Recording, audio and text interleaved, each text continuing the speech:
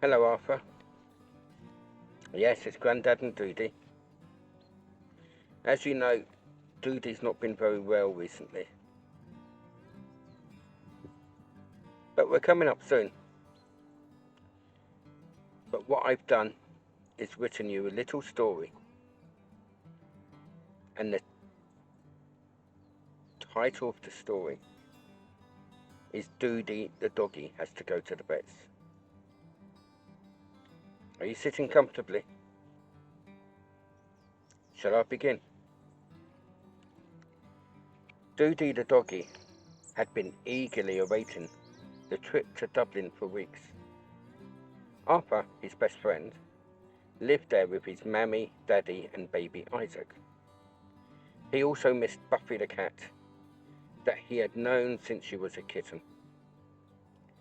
Dudey missed their playful times in the garden and long walks through the park. The plan was for Dudey and his owner, Grandad, to drive all the way to Dublin from Kerry, where they would meet Arthur at his house and go to the shops. Dudey's excitement was massive. That means a lot. His tail wagged incessantly. That means a lot as well. And he pranced around the house with an extra big spring in his step. However, a few days before they were going to leave, things took an unexpected turn. Grandad noticed Dudey was unusually quiet. His normally bright eyes were dull and tired. Concerned, he gently patted his head and checked his nose, which was drier and warmer than usual. "Oh, Dudey, what's wrong, boy?" he murmured, his worry growing. Dudey responded with a weak wag of his tail, but it was clear something wasn't right. Then Grandad noticed Dudey had accidentally wet himself while he was asleep. Grandad immediately called the vet and explained the situation. The receptionist, sensing the urgency, managed to fit them in for an emergency appointment. Dudey whimpered softly as they drove to the vet's. His usual enthusiasm for car rides absent. Grandad's heart ached.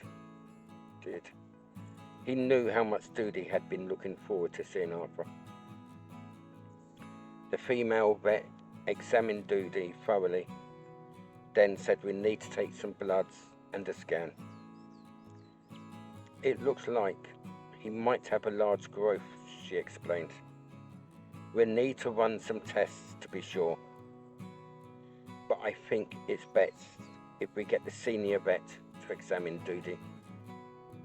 Grandad nodded, his disappointment overshadowed by concern for his beloved furry friend. After another examination, loads more tests, both vets confirmed that Dudey was seriously ill and that the prospects for his survival were not good. Then the senior vet said, "There is a treatment, but it's not cheap. Would you consider it?" Grandad jumped at the prospect of attempting to save Dudey's life. But the vet said he also needs complete rest and loads of medication. She reassured Grandad. Grandad sighed in relief, but also felt a pang of sadness, knowing their trip to Dublin was now impossible. Back home, Grandad called the rest of the family to break the news. Dudey is not well. He is critically ill. We won't be able to make it to Dublin. On the other end, everyone expressed their understanding and concern. Tell Dudey to get well soon. We'll plan another visit when he is better. As the week went on, Dudey rested in his cozy bed, wrapped in his favourite blanket.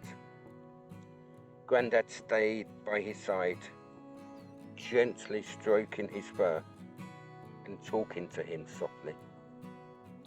Despite his discomfort, Dudey seemed to find comfort in his presence.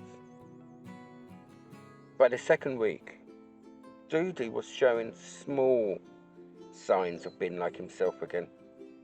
His energy was slowly returning, and his tail wagged a bit more. Then Grandad told Dudey, "In 6 Grandad sleeps, Andrew will be here to see you." Dudey was so happy.